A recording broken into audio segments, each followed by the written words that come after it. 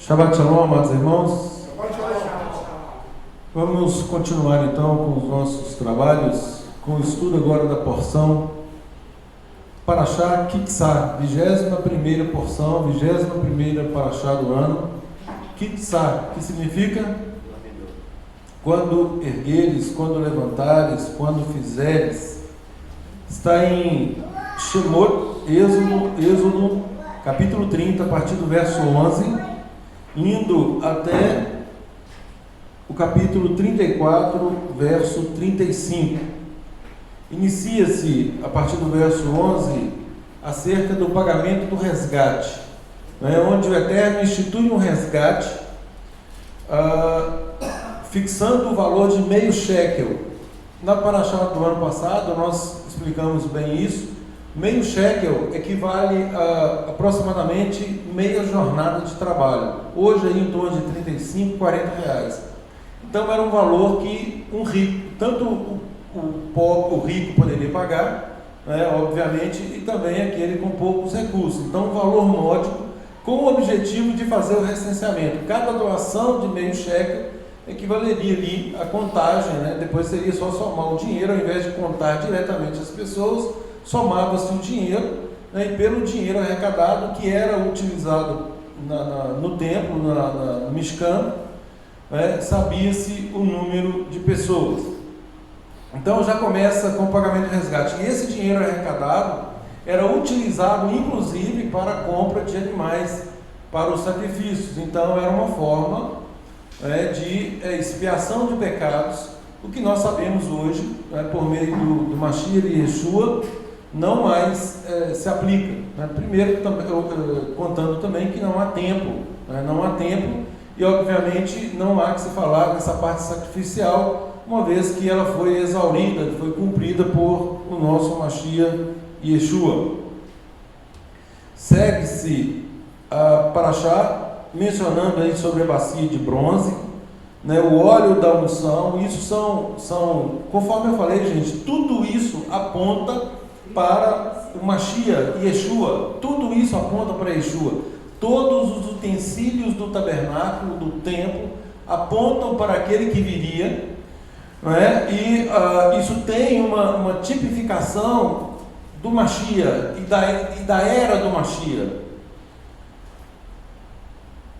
Nós temos aí o incenso sagrado. No capítulo 31, nós temos os artífices da obra, aqueles que foram incumbidos de fazer a obra, e aqui o Eterno capacita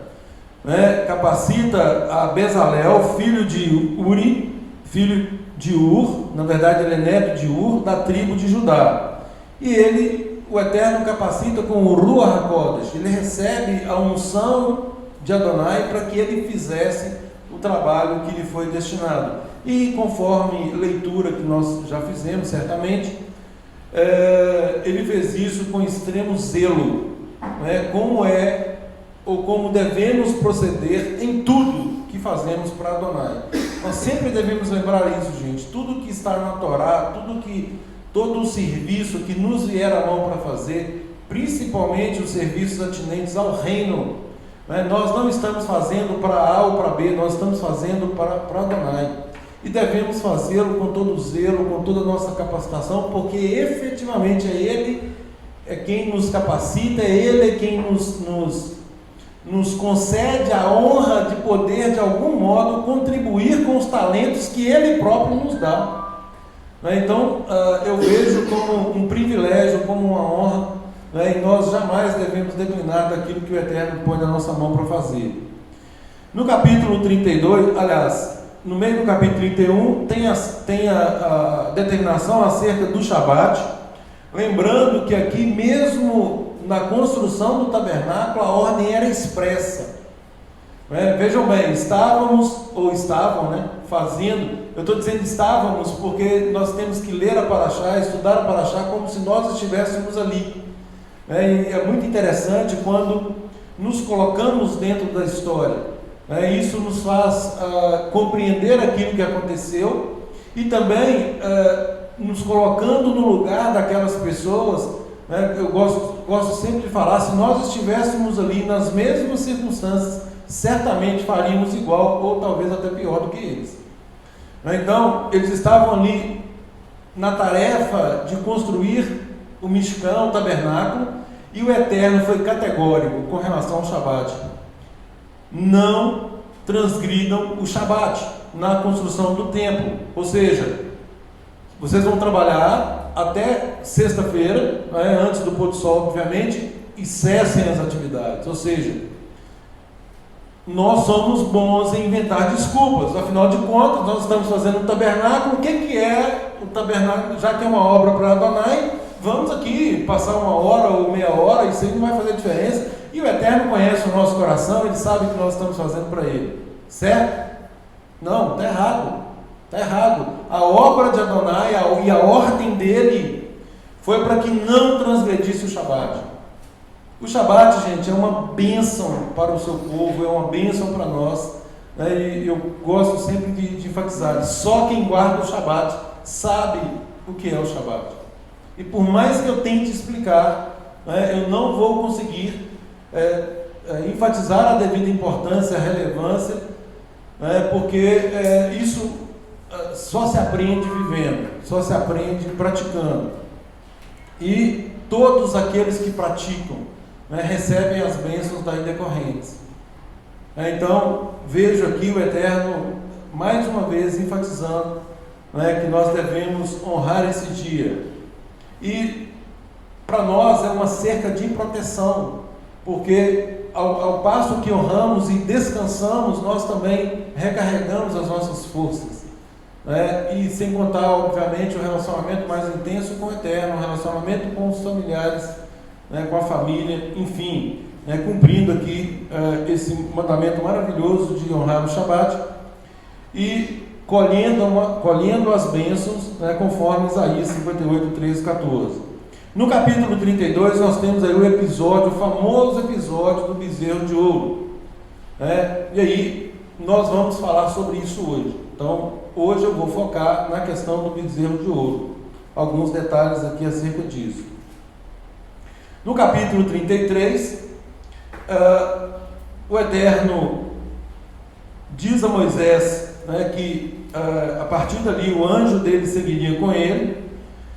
Moisés insiste com Deus pela sua presença, pela sua própria presença e não a do anjo. Mas ao final, Moisés roga ao Eterno que lhe mostre a sua glória. E aí no capítulo 34 nós temos aquele episódio que Moisés desce do monte e acaba quebrando as segundas tábuas da lei. O Eterno admoesta o povo com relação à infidelidade desse povo, uma vez que estavam já praticando idolatria. Vem a questão das 3 festas, a ênfase que se dá às 3 festas, e termina no final do capítulo 34 com o rosto resplandecente de Moisés por conta aí da glória de Adonai. Então, vamos focar no capítulo 32. Eventuais questionamentos acerca dos demais capítulos, como de costume, podemos fazê-lo durante o nosso tempo de comunhão, ou na segunda, e temos aí até o encontro da quarta-feira para dissiparmos aí eventuais questionamentos, eventuais dúvidas. Então, capítulo 32. Mas vendo o povo que Moisés tardava em descer do monte, acercou-se de Arão e lhe disse: levanta-te, faze-nos deuses que vão adiante de nós. Pois quanto a este Moisés, o homem que nos tirou do Egito, não sabemos o que lhe terá sucedido. Bom, dessa primeira leitura aqui, o que vem à mente de forma muito clara acerca do entendimento do povo em relação a Moisés? Um de cada vez. Ninguém? Eles acharam que Moisés tinha morrido. Sim, mas o fato de achar que Moisés tinha morrido, autorizaria o povo a solicitar que se fizesse um bezerro de ouro, um ídolo. Não justificava. Eles não consideraram a autoridade de Moisés aqui, não quiseram nem saber, já foram tomando providências, não? Nesta linha um pouco mais profundo, vejam bem.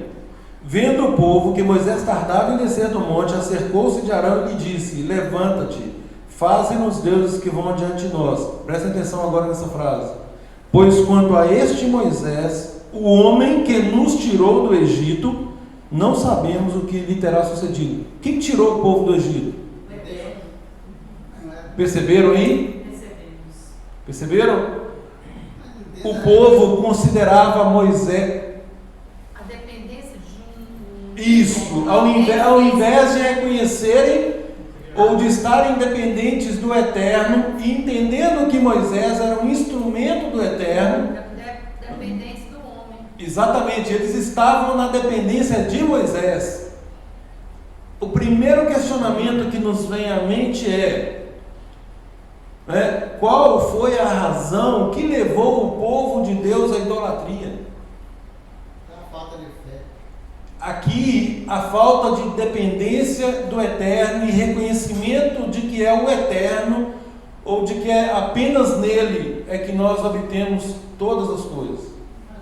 Não é? Nada obstante tudo que o Eterno fez, e diga-se, esse povo estava devidamente orientado, já haviam recebido a Torá. O povo já havia recebido a Torá, no capítulo 20, não é? Ele estava devidamente orientado e eles disseram em alto e bom som: tudo que o Senhor falar, faremos, ouviremos e faremos, ou faremos e ouviremos, mais ainda, faremos e ouviremos, ou seja, o que vier nós vamos obedecer. Ué, mas espera aí, tinha se passado apenas 40 dias e o povo já estava aqui buscando um outro meio, de suprir a presença de Deus. Eles queriam algo físico, né? Não, eles estavam aqui buscando a presença e sentindo a ausência de Moisés. A dependência deles não estava para com o Eterno. Eles queriam algo mais palpável, mais tangível, mais visível, e afinal de contas Moisés subiu e tardava em descer. Se eles estivessem na perspectiva correta, na dependência do Eterno, conforme vimos aqui os vários episódios, eles confiariam no Eterno, e declarariam: não importa o que acontecer, o Eterno está no controle de todas as coisas. Afinal de contas, se o Eterno o chamou, no momento certo ele vai descer. Não tinha que partir para a idolatria. Então, o primeiro ponto, gente, que nós temos que tomar cuidado aqui, qual foi a causa? A causa é que os olhos deles não estavam no Eterno, estavam em Moisés. Conquanto Moisés fosse um líder, obviamente, devidamente autorizado pelo Eterno, ungido pelo Eterno, em nenhum momento Moisés se arvorou, aí fez com que o povo pudesse tirar os olhos do Eterno e focar nele, mas o povo ainda assim o fez, e porque o fez, estavam aqui já experimentando a idolatria. Pelo que você está explicando, então, eles não viam Moisés como um instrumento de Deus para guiá-los, mas o próprio guia deles, né? Exatamente. Eles viam em Moisés a figura do próprio Eterno. E aqui nós não estamos falando em termos de autoridade, nós estamos falando em termos de foco. Porque, sem dúvida nenhuma, Moisés era o guia. Moisés estava autorizado a guiar o povo. Ele foi um instrumento do Eterno naquela missão. Só que o tempo todo, quando Moisés agia, ele agia em nome do Eterno. Então, toda honra e toda glória não é para Moisés. Toda honra e toda glória, obviamente, tem que ser somente ao Eterno. O mais grave é a atitude de Arão. Nós vamos agora passar para isso. Vamos lá. Então, o primeiro ponto, colocaram a confiança em Moisés e não no Eterno. E aí, gente, nós devemos fazer alguns questionamentos. Em que efetivamente nós temos colocado a nossa confiança? A partir desse episódio, né, nós temos que fazer esses questionamentos também em relação a nós, né? Em quem temos depositado a nossa confiança? Será que eu tenho me prostrado diante de algum ídolo? E ídolo, gente, é tudo aquilo que nos afasta do eterno. Tudo. E pode ser qualquer coisa. Pode ser um objeto, algo palpável, tangível, ou pode ser até algo intangível. Pode ser até nossa natureza rebelde no mundo, né? E a primeira coisa que temos que sondar é exatamente isso, em relação a nós mesmos, em relação à nossa vontade. Eu continuo querendo fazer a minha vontade, então eu continuo no centro, eu sou o meu próprio Deus. Começa comigo, sem dúvida alguma. Começa com cada um de nós. Então, se nós declaramos a dependência do Eterno e buscamos nas instruções o que fazer e quando fazer, em todas as vezes, em todos os nossos atos, ótimo, então esse primeiro questionamento se encontra superado. Agora, além disso, tem alguma outra coisa que toma o lugar do Eterno, que é mais importante do que o Eterno? Por exemplo, e aí eu gosto sempre das palavras do nosso mestre Yeshua, o nosso Mashiach. Temos colocado o reino do Eterno acima de todas as coisas? Efetivamente está em primeiro lugar? Se a resposta não for positiva, nós estamos incorrendo em idolatria. Será que alguém ou alguma coisa tem me atrapalhado de colocar o reino de Deus em primeiro lugar? Se a resposta é positiva, nós temos um problema. Conforme a palavra diz, nós não podemos nos conformar a este mundo. Este mundo coloca todas as coisas em primeiro lugar e o eterno é a última coisa. E uns não querem nem saber, não é nem por último, não querem nem saber disso. Será que nós temos buscado nos conformarmos à imagem do modelo perfeito, que é Yeshua HaMashiach, ou efetivamente temos nos amoldado a este mundo? Será que nós temos, ao vermos este mundo tenebroso, este mundo em franca oposição às instruções do Eterno, inclusive nem as considera, porque o que se apregou é que a lei foi revogada, então eles não querem saber de lei, não querem saber de instrução? Será que quando vemos essa oposição, nós nos insurgimos contra essas pessoas que se opõem? Será que nós temos apontado para essas pessoas, estamos tendo a coragem de confrontá-las, e apontar o verdadeiro caminho, ou temos sido covardes? Tudo isso está no campo da idolatria. Vejamos, gente, a atitude daquele que se perde no propósito. Versos 2 e 3. Prestem atenção. 32, nós vamos ficar no 32. Disse-lhes Arão, olha, veja bem. Então o povo aqui reclama com Arão, fala que Moisés está demorando e dá a ordem, Eles emitem aqui uma declaração de vontade, qual seja: levanta-te, faze-nos deuses que vão adiante de nós.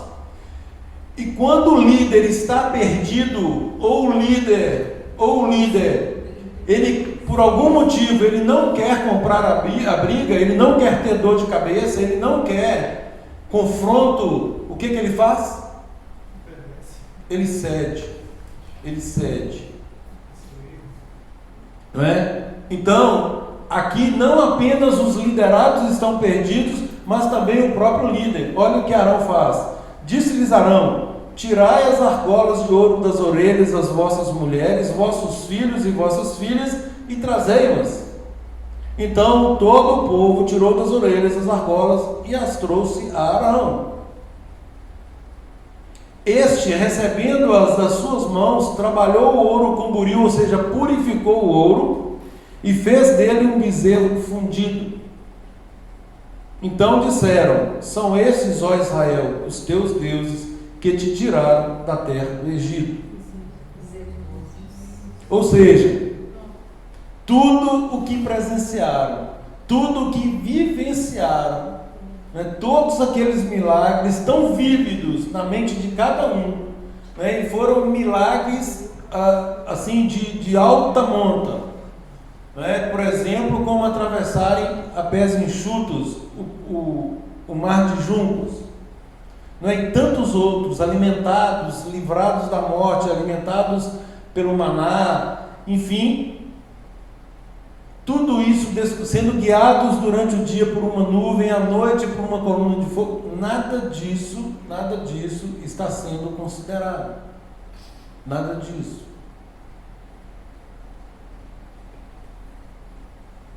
Então, queridos, o líder, ele não atentou, aqui ele não atentou para o seu papel, para a sua incumbência, e cedeu, e por isso ele foi admoestado, e por isso o povo também foi admoestado. Aliás, o povo foi disciplinado. Aqui fala o Adilson, no 6, no dia seguinte de madrugada ofereceram o holocausto e trouxeram a oferta pacífica do povo, e assim então comeram e beberam depois. Levantou-se para se divertir. Então eles fizeram isso aqui o quê? Para Deus, do Senhor, para Deus?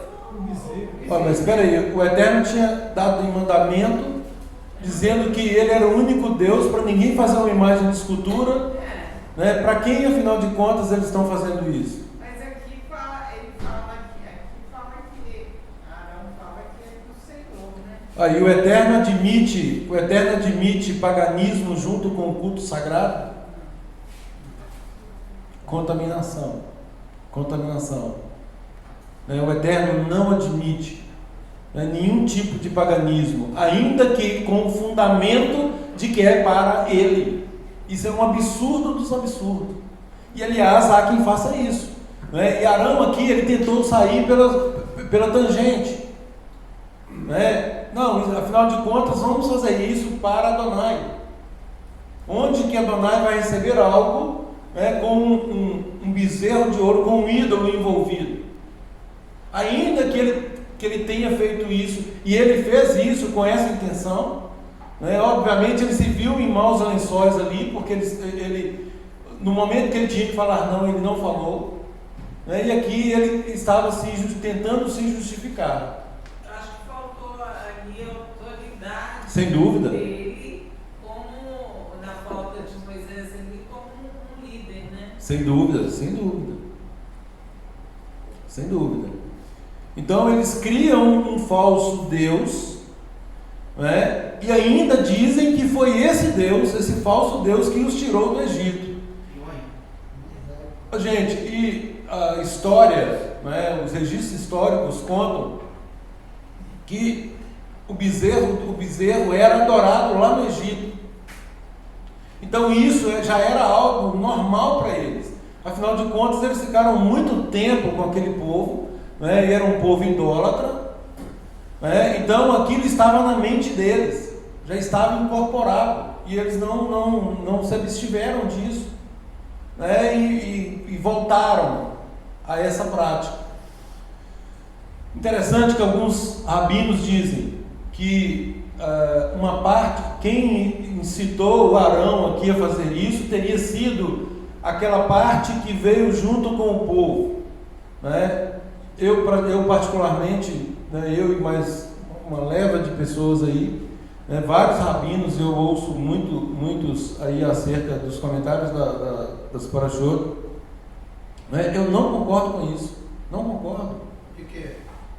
Né, porque é da natureza humana, é querer livrar Israel, jogar a culpa nos egípcios.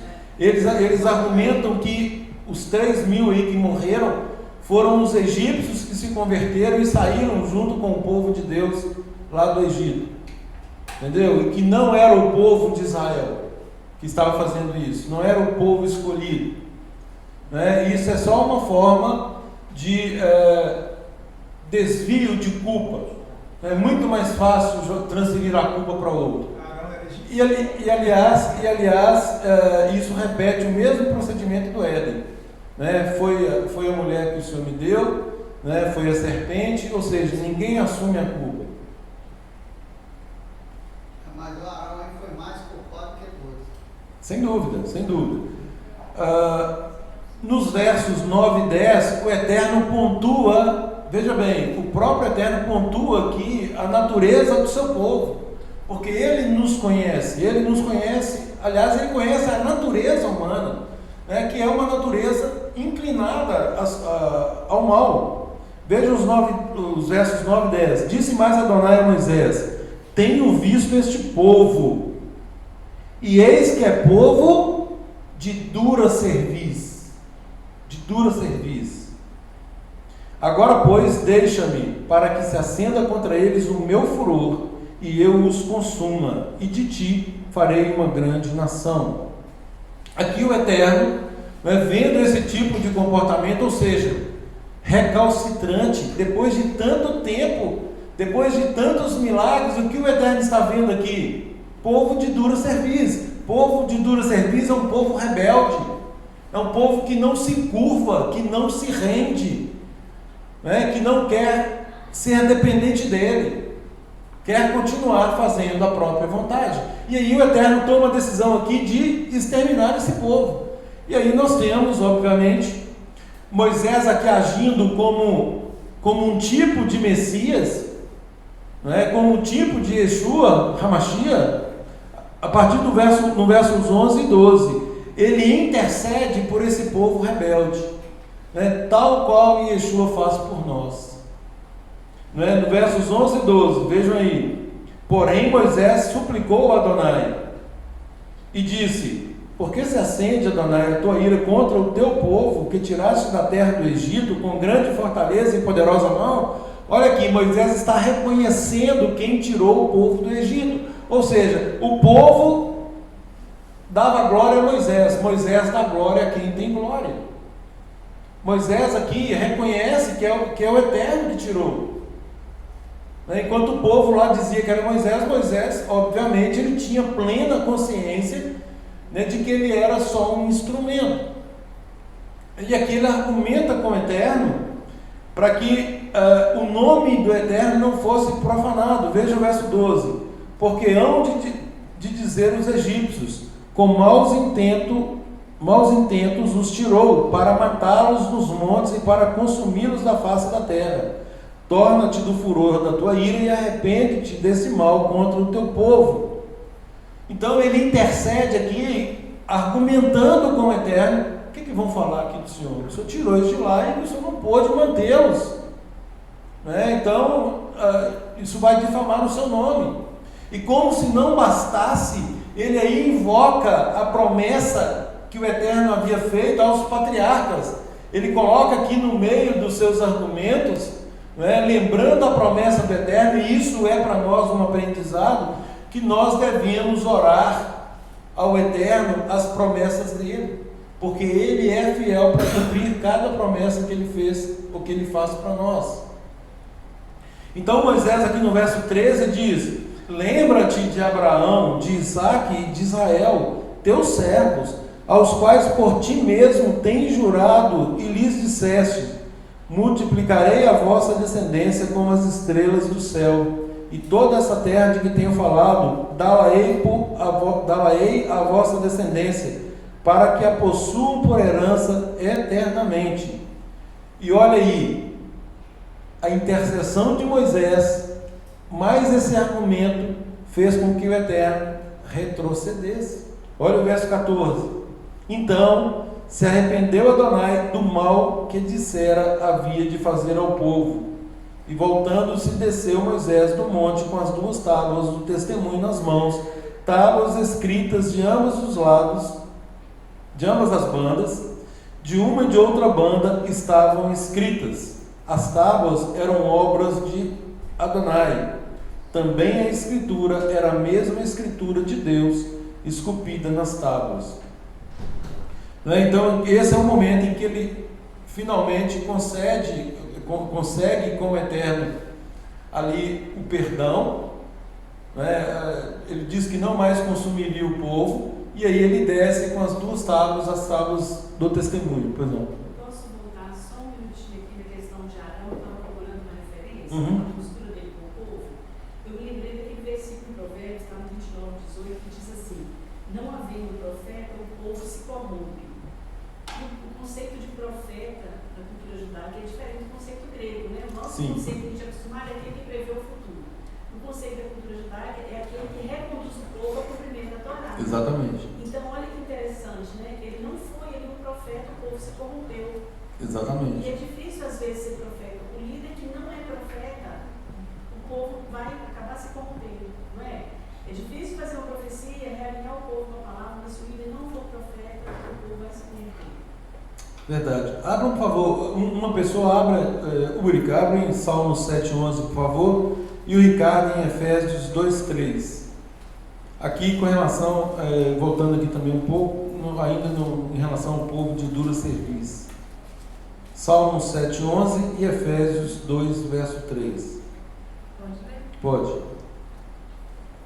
Deus é um justo juiz, um Deus que manifesta cada dia o seu furor. Justo juiz, não é? Justo juiz, porque nós somos acostumados a dizer o que? O eterno é amor. Isso é uma verdade. O eterno é amor. Agora, nós é que invertemos o conceito de amor. Por exemplo, nós declaramos que amamos o eterno, correto? Sim ou não, gente? Sim. Ok? Nós amamos o eterno. Agora, quem ama o eterno, esse amor é demonstrado como? Obediência. Obediência aos seus mandamentos. Né? Então, o amor é demonstrado pela obediência aos seus mandamentos. Aquele que diz que ama e não obedece os seus mandamentos, a palavra diz que ele é o quê? Mentiroso. Mentiroso. Esse é o conceito de amor bíblico. Né? Então, se nós amamos, nós obedecemos. O eterno é amor. É óbvio que ele nos ama, ele quer nos reconciliar com ele. E ele hoje faz isso por meio de Yeshua, o nosso Messias. Agora, ele é um justo juiz. Né? Ele tem uma legislação que ele preza pelo seu cumprimento. Né? E esse amor ele é traduzido nessa obediência e fidelidade para com esses mandamentos. E da mesma forma, queridos, quando o Eterno diz para que nós amemos o nosso próximo, Yeshua nos diz que não há prova maior de amor do que dar a sua vida em favor do irmão. Essa é a maior prova de amor que existe. E o significado de dar a vida em favor do irmão é exatamente, conforme a Maria Lúcia falou ali, no sentido de reconduzi-lo aos caminhos do Eterno. Não é dar a vida por alguém que está perdido e que vai continuar se perdendo e que não quer saber do Eterno. Não, é dar a vida por aquele que efetivamente ama o Eterno e quer se pautar nas instruções do Eterno. A esse sim, tudo. E aí nós temos o modelo do próprio Yeshua, que deu a vida por nós para nos reconciliar com o Pai, e diz que o quê? A palavra diz: e o Eterno estava em Yeshua reconciliando consigo o mundo, e nos deu a cada um de nós o ministério da reconciliação. Cada um de nós agora tem a incumbência de reconduzir a outros. E isso está em plena consonância com a ordem de Yeshua em Mateus 28, 18 a 20. Ide, portanto, fazer discípulos em meu nome, batizando-os, ensinando-os a guardar. Não é fazer discípulo apenas. Não é só, eu vou pregar a palavra. É fazer discípulo e ensinar a guardar todas as coisas que vos tenho ordenado. Então, gente, é um trabalho numa seara, é algo que requer de nós um esforço, porque não é fácil, Mexer com pessoas não é fácil. Só com o Rua, só com o Espírito do Santo é que conseguimos fazer isso. Nós, por nós mesmos, nós chutamos o balde na primeira oportunidade. Quer saber? Não quero saber. E aí vamos todos perder o mundo vindouro, não. E aí, gente, é exatamente isso.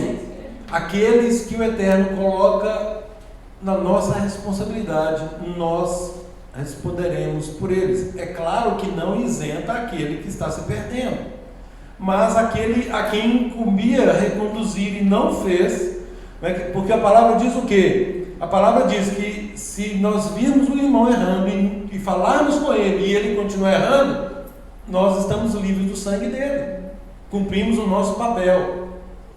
Agora, se nós virmos não falarmos nada e ele se perder, o sangue dele será cobrado de nós. Mas a visão que muitos têm hoje, se eu dou a vida pelo meu irmão, é eu ter que passar a mão na cabeça dele. Exatamente. Fazer tudo. Exatamente. Essa é a cultura greco-romana que herdamos. Sim. É algo misturado, é o que eu estava dizendo, né? É o paganismo associado à vontade do Eterno, faz essa mistura, esse ecumenismo, querendo um resultado verdadeiro, e na verdade ele é sofismático. Deus quer que eu seja paciente, que eu seja amável. Isso, sem bondoso, dúvida nenhuma, sem dúvida mas nenhuma. que eu não vá em disciplina. Negociar. O Eterno não nos permite negociar o que é inegociável. E mesmo porque a palavra é dele, a obra é dele, e é uma obra santa. Ela tem que ser conduzida nos padrões dele, não no nosso. É por isso que nós temos uma baliza, né? E vocês, liderados, têm toda a liberdade, né, de apontar qualquer eventual equívoco, né, de quem estiver aqui na frente liderando. Se eu estou liderando e me equivoco em alguma coisa, a obrigação é de vocês em apontar para mim na palavra também, né? Porque tudo o que eu faço eu aponto a palavra, e pode haver equívocos? Pode, eu sou humano, né? Faço o máximo para não acontecer, mas pode acontecer? Evidentemente que sim, né? E aí compete a vocês, vendo, sabendo, vir até mim e falar assim: olha, e essa passagem? Não está de acordo com a Torá, né? Exatamente, olha, isso aí, você está de acordo com a Torá? O que você falou está de acordo? E eu tenho a obrigação, né, de reconhecer se efetivamente estiver equivocado ou esclarecer a eventual dúvida. Tanto que está falando quanto que está fazendo, né? Que é o que a gente pode ver no outro. Exatamente.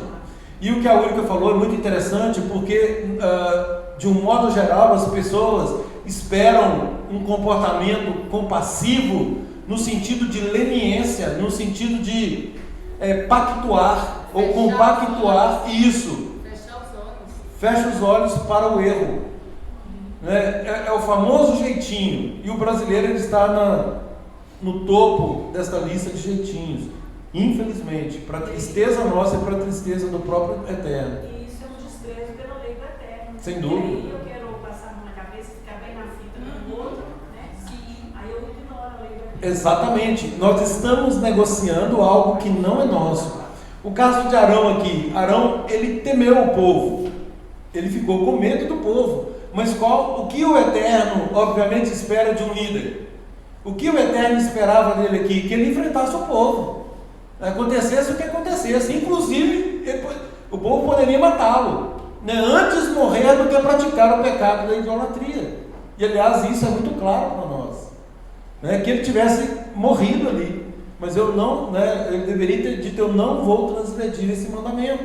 Não vou fazer. E tentar reconduzir o povo à sensatez. O que não aconteceu. Próximo texto. Ricardo. Efésios 2:3. Todos nós vivíamos desse modo, seguindo os desejos ardentes e as inclinações de nossa natureza humana. Éramos, por natureza, merecedores da ira como os demais. Vejam bem, gente.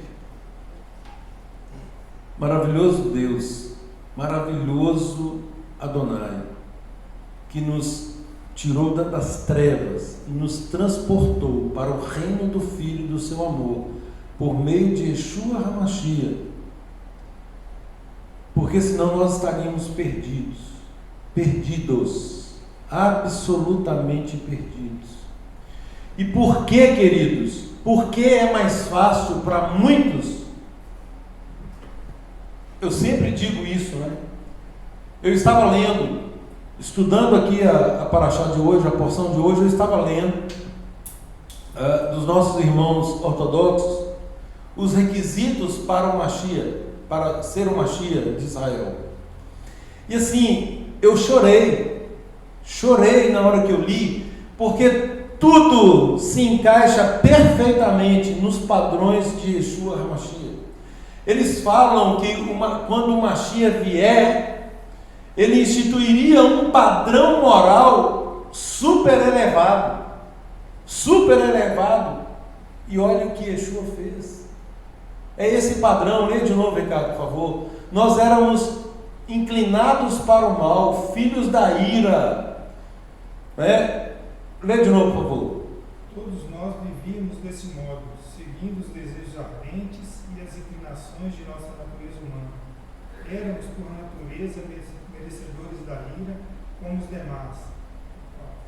Mas Deus é tão rico em misericórdia e nos amou tanto que, embora estivéssemos mortos por causa dos nossos pecados, Ele nos deu vida juntamente com Yeshua. Amém. É exatamente isso. Agora, para eu reconhecer e entender esse valor desse padrão moral, que é extremamente elevado, e cada vez que nós lemos a Brit Hadashah, tem vários textos que nós leremos aqui hoje ainda, se o Eterno permitir, eu fico mais apaixonado tanto pela Brit Hadashah quanto pela Torá, porque eu vejo esse funcionamento da Torá, em termos de padrões morais, que é exatamente o que Yeshua fez. E aí, para aqueles que negam, incluindo aí os nossos irmãos ortodoxos que ainda não entendem, não conseguem ver, e grande culpa disso, sem dúvida nenhuma, é do sistema cristão, do sistema romano cristão, porque tiraram de Yeshua a retidão da Torá, como se fosse o Yeshua que tivesse feito isso, mas apregoam que não é necessário, que tem que haver desprezo pela Torá. Então, é lógico que isso não os isenta de culpa no sentido de investigar a verdade, do mesmo jeito que não isenta os pseudo-cristãos de investigar acerca do cumprimento da Torá. Ao invés de ficar repetindo que foi revogada, que Yeshua cancelou e tal, quando o próprio Yeshua disse que não cancelou. Então, todas as passagens demonstram e comprovam a exatidão da Torá, em nada discrepando, em nada sendo colidente, muito pelo contrário, uma harmonia perfeita, e fechando tudo com um novo nascimento, uma vida nova, uma vida agora dentro dos padrões de Yeshua, que são os padrões da Torá.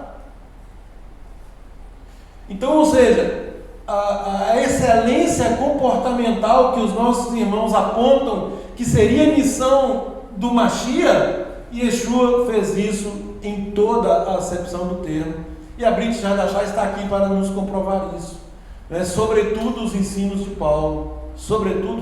Paulo, Pedro, João, sem dúvida nenhuma, todos nos amoldam, todos querem e fazem de tudo para que nós nos ajustemos a esses altos padrões, coisas que os romanos nunca sonharam, para dizer aí que eles intentaram fazer alguma coisa aqui em relação a esses padrões. São padrões sobremodo elevados, e eu louvo a Deus por termos acesso a esses padrões.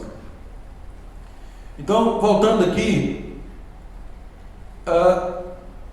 Moisés, então, ele faz a intercessão, ele desce, quando ele desce, a partir aqui do verso 15, Voltando-se, desceu Moisés do monte com as 2 tábuas do testemunho nas mãos, tábuas escritas de ambas as bandas, de uma e outra banda estavam escritas, as tábuas eram obras de Adonai, também a escritura era a mesma escritura de Deus esculpida nas tábuas. Ouvindo Josué a voz do povo que gritava, disse a Moisés: há alarido de guerra no arraial. Gente, aqui tem uma outra coisa que nos chama a atenção, não é? O povo do Eterno, ele sempre foi ensinado e guiado por sons.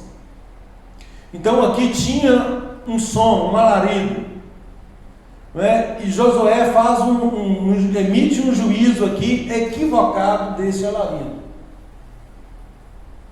Diz ele: há alarido de guerra no arraial. Respondeu-lhe Moisés: não é alarido dos vencedores, nem alarido dos vencidos, mas alarido dos que cantam é o que ouço. Logo que se aproximou do arraial, viu ele o bezerro e as danças.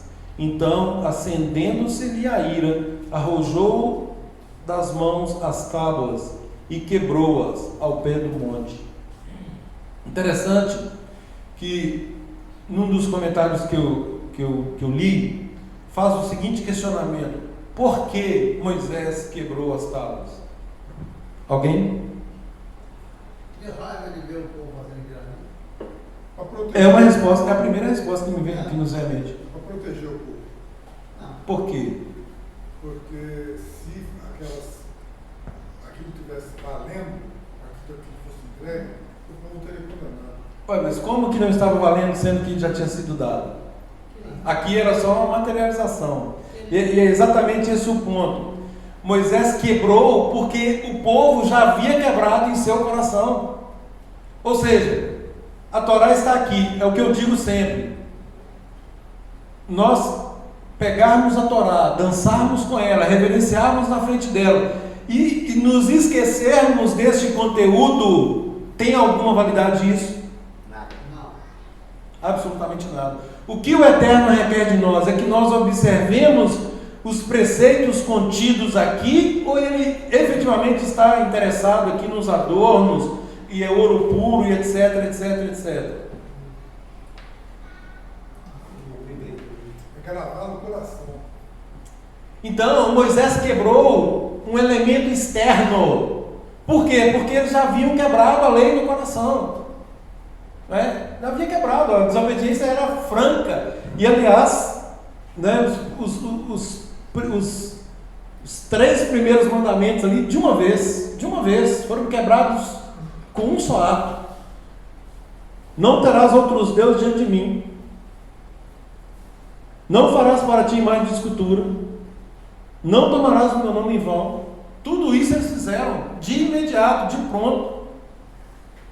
Como o povo era noivo, teve idolatria também. Exatamente, ainda num contrato, isso foi 40 dias.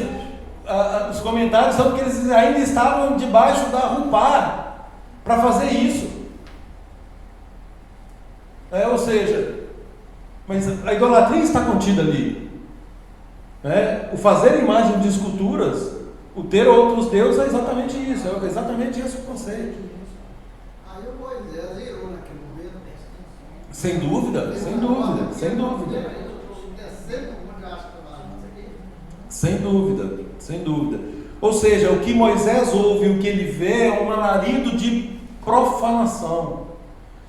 Não é? Eles estavam ali se banqueteando e fazendo uma festa, não no sentido de festa do Eterno. Eles estavam em orgias. Em orgias. E nos estudos, gente, com relação ao bezerro de ouro, disse que é um ídolo ligado, associado à licenciosidade. O que é licenciosidade? Permissividade. Posso fazer o que me dá na telha. Licenciosidade. Erotismo. Sem lei. Exatamente, totalmente anônimo. Erotismo, prostituição e lascívia. Olha aí, olha o que estava por trás desse ídolo. a própria Torá nos impede, né, nos determina não proferir o nome de nenhum ídolo, então eu não vou fazê-lo. Né? Mas o que estava por trás desse ídolo era exatamente comportamentos rebeldes, comportamentos contrários ao padrão, a esse alto padrão elencado pela Torá. Licenciosidade, erotismo, prostituição e lascívia. Né? Os alaridos eram disso aqui. Era isso que o povo dito de Deus estava fazendo. Bom, e um outro comentário muito interessante, né, é o contraponto.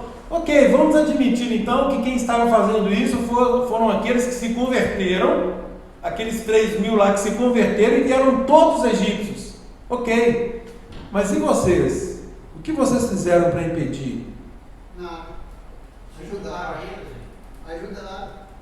Estão isentos de culpa pela Torá? Não. Ou seja, de qualquer modo está transgredindo, de qualquer modo há transgressão. E é óbvio que eu estou utilizando esse exemplo apenas como contraponto, porque nós sabemos da nossa natureza. A nossa natureza ela é inclinada exatamente para isso. Nós temos uma inclinação para fazer aquilo que é proibido. Proibido.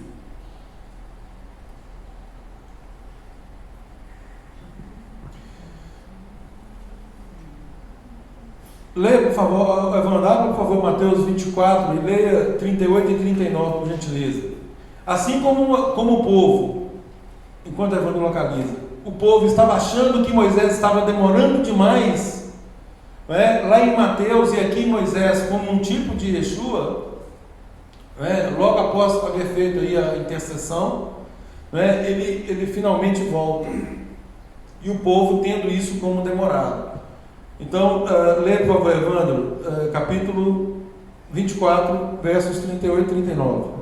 Nos dias antes do dilúvio, o povo vivia comendo e bebendo, casando-se e dando-se em casamento, até o dia que Noé entrou na arca. E eles não perceberam nada até que veio o dilúvio e arrastou a todos. Será exatamente dessa forma quando o Filho do Homem vier. Então, queridos, do mesmo jeito, hoje as pessoas ficam assim, tem gente que ainda zomba. Desde que eu me entendo por gente, eu vejo aí que Yeshua voltará, Jesus voltará, né, eles dizem, e até hoje nada. Ou seja, estão tendo uma promessa como demorada, ou talvez nem imaginam que isso vai acontecer. E essas pessoas continuam atendendo aos desejos da carne, continuam fazendo a própria vontade, envolvidos em orgias e festas, e serão pegas de surpresa com a volta de Yeshua. Moisés, quando volta, pega esse povo em plena orgia. Em plena orgia. Vejamos os versos 19 e 20. Logo que se aproximou do arraial, viu ele o bezerro e as danças. Então, acendendo-se-lhe a ira, arrojou-se das mãos tábuas e quebrou-se o pé do monte. 20. E pegando no bezerro que tinham feito, queimou-o e o reduziu a pó, e espalhou sobre a água, e deu de beber aos filhos de Israel.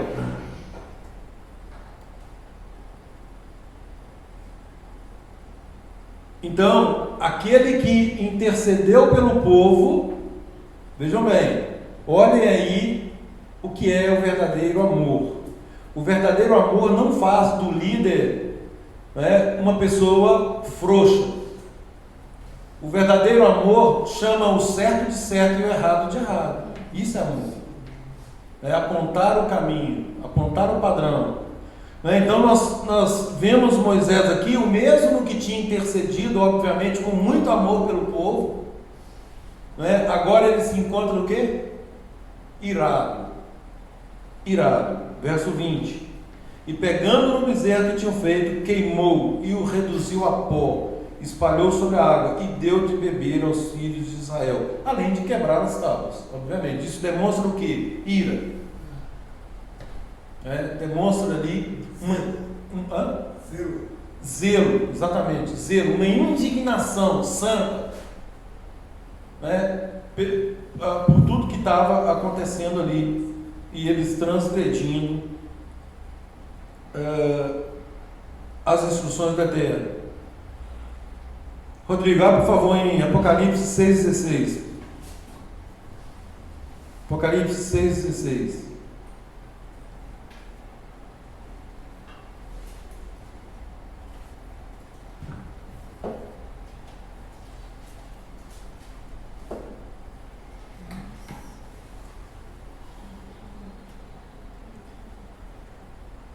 Pode? E disseram as montanhas e rochas: caiam sobre nós e escondam-nos da face daquele que está sentado no trono, e a ira do cordeiro. Meu 17? Não, só isso aí. Então, queridos, esse texto que o Rodrigo acabou de ler, Apocalipse 6,16, tem a ver com a ira de Yeshua por ocasião da sua volta. As pessoas clamarão, lê de novo, Rodrigo, em alto e bom som. E disseram às montanhas e rochas: As pessoas clamando às montanhas e às rochas: caiam sobre nós, caiam sobre nós, e escondam-nos da face daquele que está sentado no trono, e da ira do Cordeiro. E da ira do Cordeiro. Moisés aqui irado com o povo, né? E aí agora o povo, os rebeldes, clamando, né, para serem escondidos daquele que se assenta no trono, do Todo-Poderoso, e da ira do Cordeiro.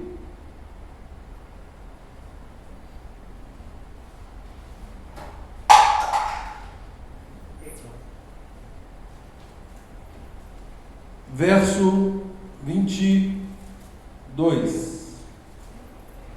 22,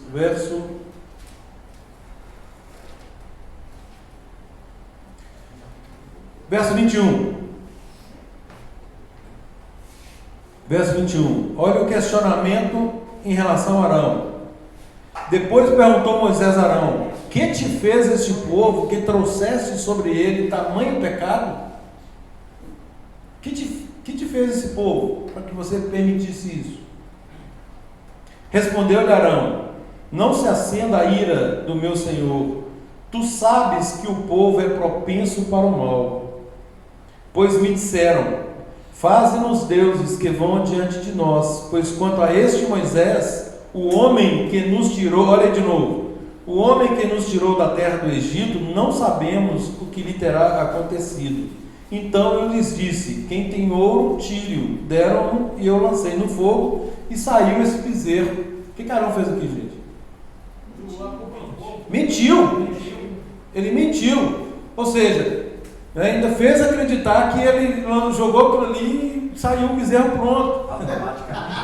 Sempre que fala que ele foi podando, né? Foi talhado. Voltou para a cadeira. Misericórdia. Um abismo puxou outra. Exatamente. O povo é inclinado para o mal. Isso é fato. Isso é fato. Mas aqui, conforme já dissemos, né, um líder se deixando guiar pelos liderados, né, sendo conivente com uma direção contrária à palavra do Eterno. E aí, conforme Adão, ele fez igual Adão, né, foi a mulher, foi a serpente, né, o povo que mandou, e aí eu fiz e saiu ali, né, caiu de O paraquedas. líder não sendo profeta, né? Exatamente. Leia, por favor, Eugênio, Daniel 12, verso 2. Então aqui, gente,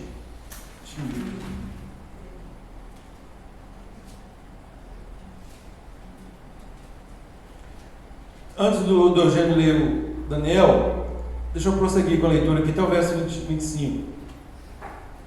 Então, 24, né? Então eles disse: quem tem ouro, tire, deram e lancei no fogo, e saiu esse bezerro. Olha o 25. Vendo Moisés que o povo estava desenfreado, pois Arão o deixara solto. Olha aí, ele está responsabilizando Arão aqui. O povo está desenfreado porque Arão deixou o povo solto. Deixou na corda bamba, exatamente.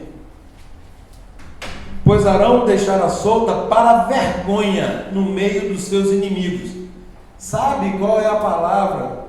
Talvez o Evandro tenha essa palavra ali na versão dele, talvez até o Eugênio. Mas a palavra para vergonha aqui, sabe qual é? Despido, nus. Eles estavam na orgia, nus, para a vergonha dos inimigos. No meu aqui está objeto de riso para os seus inimigos. Então, essa vergonha na frente dos inimigos. Daniel 12:2. Eugênio, pode ler agora. 12:2. 12, verso 2. E muitos dos que dormem no pó da terra acordarão. Ó, Uns para a vida eterna, outros para a desonra e para o desprezo eterno. desonra e desprezo eterno. Exatamente o que aconteceu aqui. Desonra, desprezo na frente dos inimigos. Então, muitos do que dormem no pó da terra, ou seja, aqueles que estão mortos, lê de novo, gente, por favor. E muitos dos que dormem no pó da terra acordarão, uns para a vida eterna, outros para a desonra e para o desprezo eterno. Isso.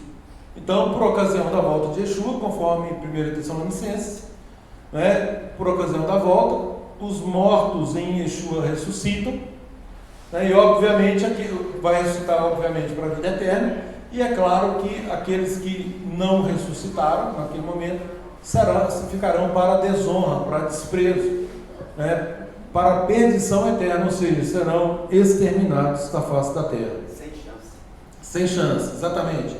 Vejamos os versos 26 e 28.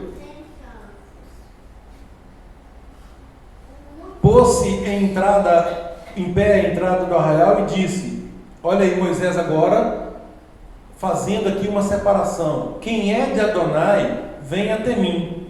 Então se ajuntaram a ele todos os filhos de Levi, aos quais disse: assim diz Adonai, o Deus de Israel: cada um cinja a espada sobre o lado, passai e tornai a passar pelo arraial de porta em porta, e mate cada um a seu irmão, cada um a seu amigo, cada um a seu vizinho. Ou seja, não importa se é seu irmão, se é seu amigo, se é seu vizinho. Se pecou, vai morrer.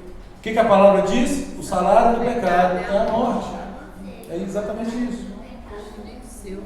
Exatamente. E fizeram os filhos de Levi segundo a palavra de Moisés, e caíram do povo naquele dia uns 3.000 homens. Pois Moisés dissera: consagrai-vos hoje a Adonai, cada um contra o seu filho, contra o seu irmão, para que ele vos conceda hoje bênção. O que significa isso aqui também, gente, em relação à coletividade? Cada um é responsável por si. E a coletividade está sendo punida pelo pecado de muitos aqui também. O povo todo está sofrendo, ou seja, eles passaram aqui de uma festa, de um banquete, entre aspas, a um velório, instantaneamente. Naquele clima de festa, por conta do pecado, obviamente, vem agora a punição, e aquilo que era a alegria de muitos, exatamente.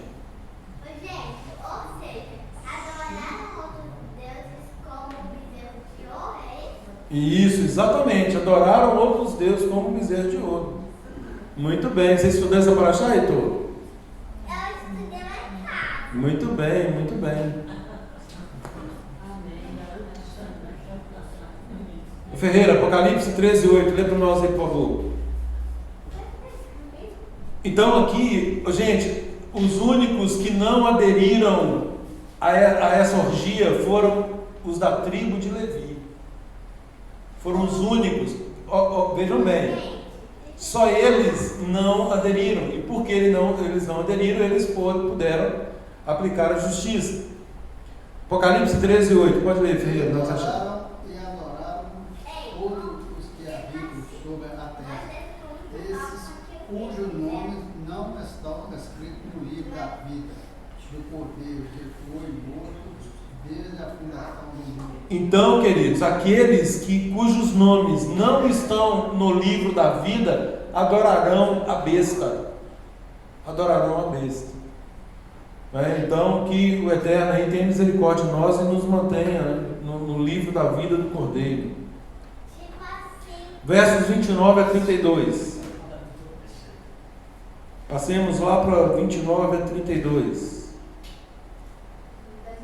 Quando desceu Moisés do monte Sinai, tendo nas mãos as 2 tábuas de testemunho, sim, quando desceu do monte, não sabia Moisés que a pele do seu rosto resplandecia, depois de haver Deus falado com ele.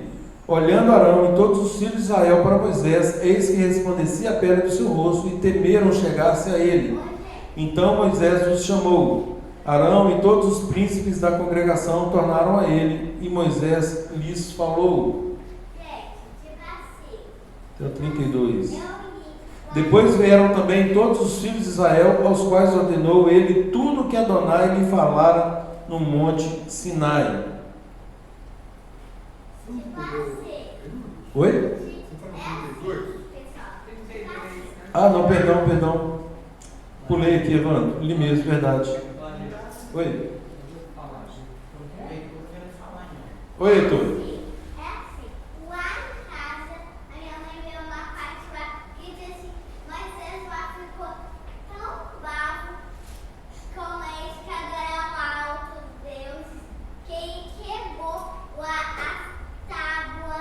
Da lei.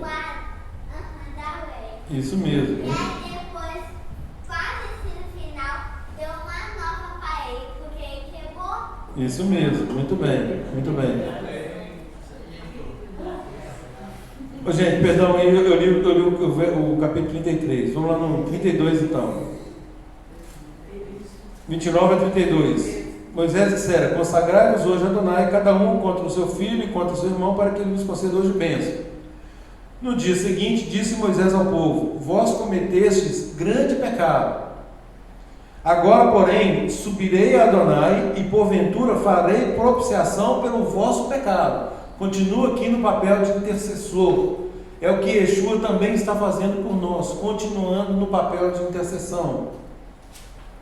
Tornou Moisés a Adonai e disse: ora, o povo cometeu grande pecado, fazendo para si um Deus de ouro. Agora, pois, perdoa-lhe o pecado, ou senão, risca-me, peço-te, do livro que escreveste. Obviamente, o verso 32 não se aplica a Yeshua, mas a parte de intercessão, sim. Ele continua intercedendo por nós. E lembrando, gente, que enquanto ele não volta, ainda há esperança. A partir do momento que ele retorna, acabou. Fechou-se a porta da graça. Não há mais oportunidade. Versos 32, versos 34 e 35, e já fecho. Vá, pois, agora e conduze o povo para onde te disse: eis que o meu anjo irá adiante de ti, porém, no dia da minha visitação, vingarei neles o seu pecado. Vejam bem. Feriu, pois, Adonai ao povo, porque fizeram o bezerro que Arão fabricara. Ou seja, duas coisas. Para Moisés não se esquecer da missão que lhe fora dada, ou seja, conclua a sua missão, conduza o povo. E a segunda coisa, o segundo princípio, os nossos pecados trazem graves consequências. E o Eterno deixa isso muito claro. Vai, pois, agora e conduze o povo para onde te diz, ou seja, cumpre a sua missão. Eis que meu anjo irá diante de ti, porém, no dia da minha visitação, vingarei neles o seu pecado. Feriu, pois, Adonai ao povo, porque fizeram o bezerro que Arão fabricara. Então, queridos, tal qual aqui o Eterno pontua a missão de Moisés, termina o seu ministério, conduz esse povo. Yeshua disse também a Pedro: apacentai as minhas ovelhas. E o mais interessante, gente, conforme a Maria Lúcia pontuou ali, o profeta, ele aponta o tempo todo para a exatidão da instrução. Ele reconduz o povo à obediência. Porque se nós nos desviarmos ou permitirmos desvios, haverá corrupção. Nós nos corrompemos. Foi o que aconteceu com Arão. Arão permitiu, ele foi condescendente, né? E isso trouxe graves consequências.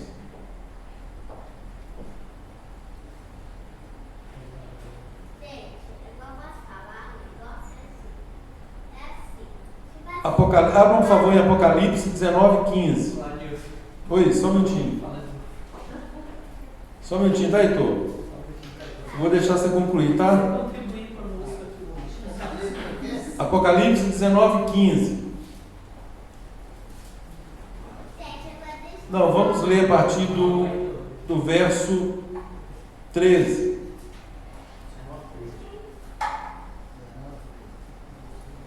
Falando aqui de Yeshua, está vestido com um manto tinto de sangue, e o seu nome se chama a Palavra do Eterno. Olha aí, Yeshua é a Palavra do Eterno. Vejam bem, e o seu nome se chama o Verbo, a Palavra. E seguiam-no os exércitos que há no céu, montando cavalos brancos, com vestiduras de linho finíssimo, branco e puro. Presta atenção agora. Sai da sua boca uma espada afiada. Que espada é essa? A palavra. A palavra. Para com ela ferir as nações, e ele mesmo as regerá com cetro de ferro. Pessoalmente pisa o lagar do vinho, do furor da ira do Deus Todo-Poderoso. Aleluia. Deixa eu falar,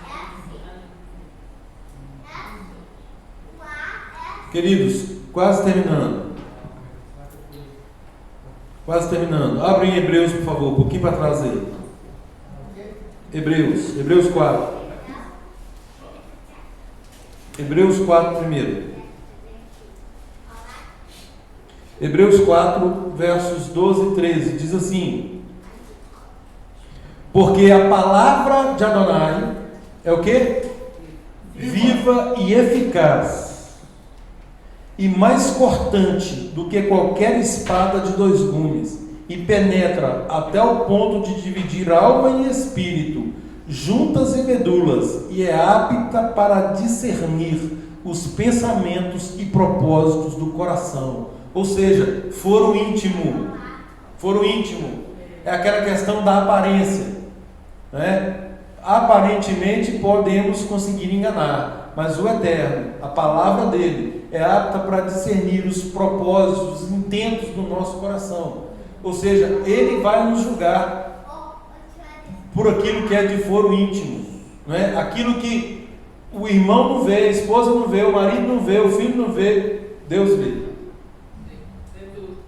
Vê todas as coisas, exatamente. E não há criatura, olha aí, e não há criatura, verso 13, que não seja manifesta na sua presença. Pelo contrário, todas as coisas estão descobertas e patentes aos olhos daquele a quem temos de prestar contas. Olha aí. Ainda em Hebreus, agora capítulo 12, versos 1 a 3. Capítulo 12, 1 a 3, diz assim: portanto também nós, visto que temos a nos rodear tão grande nuvem de testemunhas, desembaraçando-nos de todo o peso e do pecado que tenazmente nos assedia. Ou seja, gente, nós somos tentados o tempo todo. O pecado está à nossa volta. Só um minutinho. Tenazmente nos assedia. Corramos com perseverança a carreira que nos está proposta, olhando firmemente para o autor e consumador da fé, Yeshua, o qual, em troca da alegria que lhe estava proposta, suportou o madeiro, não fazendo caso da ignomínia, e está sentado à destra do trono do Pai. Considerai, pois, atentamente aquele que suportou tamanha oposição dos pecadores contra si mesmo, para que não vos fatigueis desmaiando em vossas almas. Lembrando aí que o pecado nos assedia tenazmente em vários aspectos, né? Por exemplo, nós vimos sentimento de depressão, de desânimo, né? E a pessoa desanimada a falar, desanimada a seguir o caminho, Exatamente. De várias formas, né? Pode Eugênio. ser ataque, né?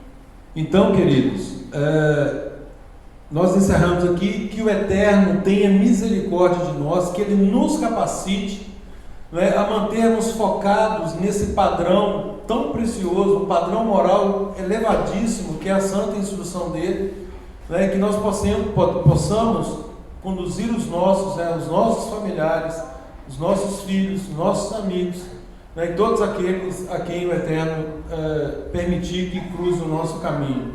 Shabbat shalom a todos.